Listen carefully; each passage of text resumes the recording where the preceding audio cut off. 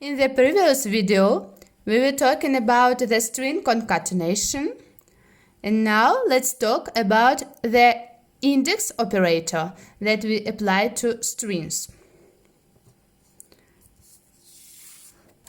As we already know, a string is a sequence of characters or a line of characters.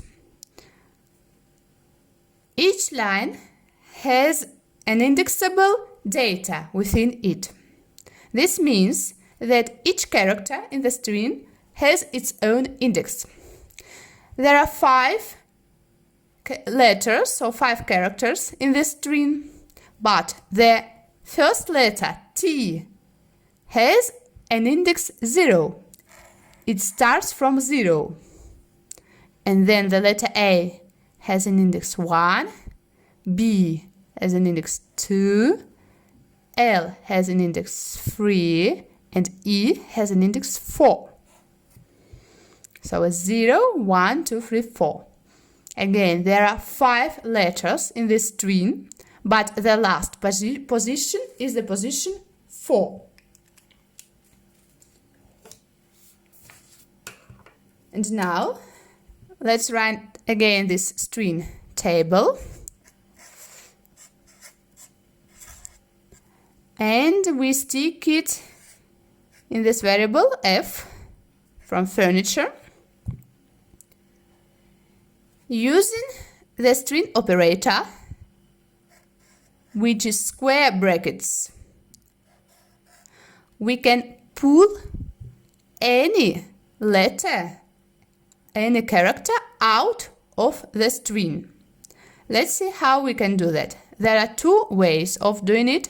The first way is that we create a variable, let's call it let from letter, and let's try to pull the letter T out of the string.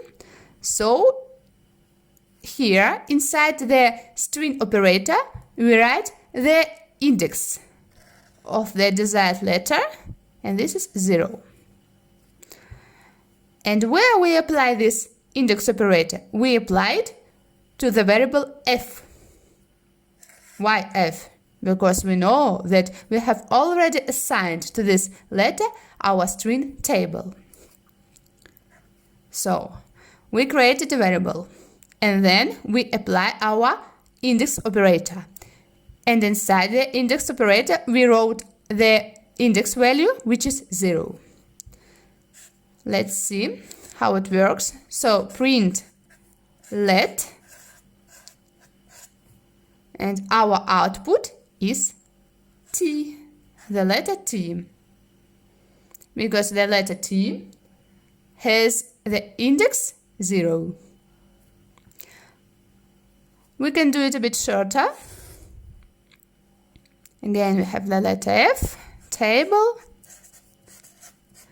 but we can avoid creating another variable, let. Just we write print f in index operator. F is our variable, and then index, it's not function. This is our variable, furniture. So f and our index operator with 0 index value within it. And again, we have an output T. When we write there 1, what output do we get in this case? If we have 1, no matter here or there, our output is A. When we write 2, our output is B. When we write 3, our output is L.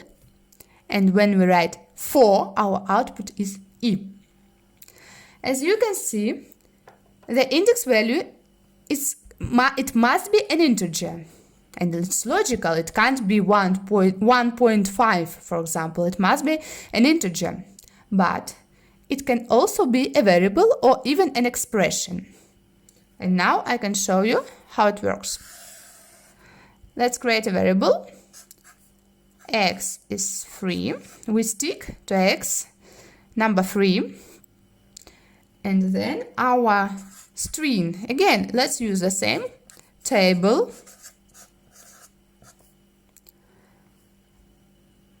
And now we create again the variable let, but inside the index operator we write the index value. We don't write any number, any integer. We write the x. Then print let, and our output in this case is what output do we get here? This is letter L. We can also do it a bit shorter again. So x is 3, f table, without variable let, print. Then here we have f and the index operator with x in it, and our output is again L. Or let's put an expression into the index operator. Again, we create here a variable. Let's call it again let, but we change it. And this is now, we put into the square brackets x minus 2. Print let, and what output do we get in this case? So we know that x minus 2 is 1, and our output is the letter A. So let's do the same here. We just write print f and then our index operator x minus 1, and our output is A.